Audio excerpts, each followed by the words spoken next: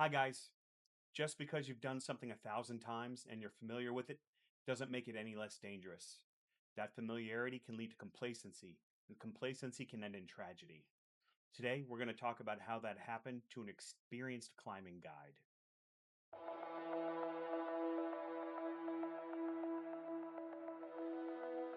Hello, everyone. Welcome back to Trail and Error. As always, this is Ryan. One simple mistake can change everything, even for an experienced mountain guide. And that's exactly what happened on July 23rd, 2016 on the Grand Teton. Today, we're going to walk through what happened, why it happened, and the easy things you can do to keep this from ever happening to you or your friends. Stick around. This story could save a life. On that day, a group of young climbers was coming down from the top of the Grand Teton with their guide Gary Falk. The group had started their climb the day before. They spent the night at a camp called the Lower Saddle, which sits about halfway up the mountain. Early the next morning, they continued their ascent up the Owen Spalding route, which is a classic, popular way to reach the summit. After a long and ultimately successful climb, they made it safely to the summit of the Grand Teton.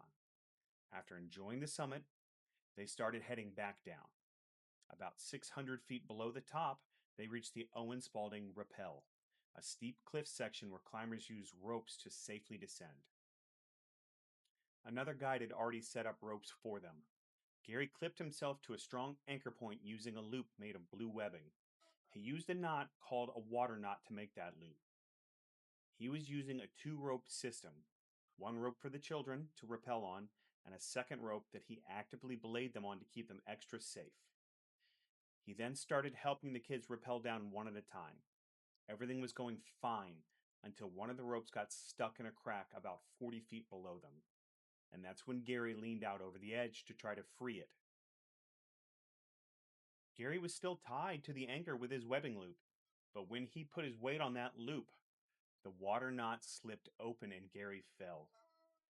He dropped about 125 feet onto a ledge, only to continue falling all the way down into the canyon below. Grand Teton Search and Rescue was activated, and this event unfortunately became a recovery and not a rescue.